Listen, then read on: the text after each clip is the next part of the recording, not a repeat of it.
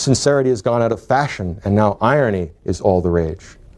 It may be then that the reason why intellectuals rage so powerfully, the reason why they beat their heads against the institutional cages of the ivory tower, is because they have created a self-fulfilling prophecy.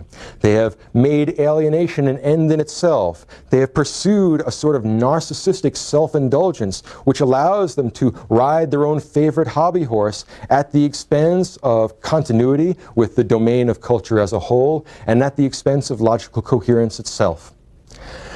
This then is my take on the predicament of post-World War II thought.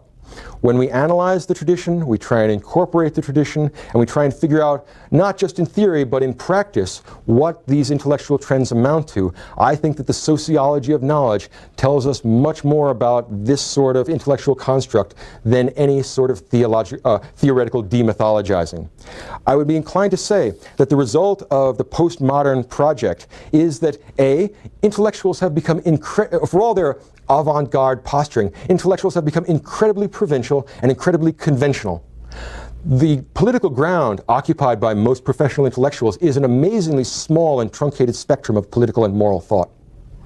And this is a self-contained infinity. This is an infinity which marginalizes itself and makes a virtue out of its own alienation. The result of all this moral and political chaos, this philosophizing in the dark, is that we generate individual and unique philosophies of resistance, protest, and negation, which serves as rhetorical clothing for the naked resentment and ambition of the intellectual class.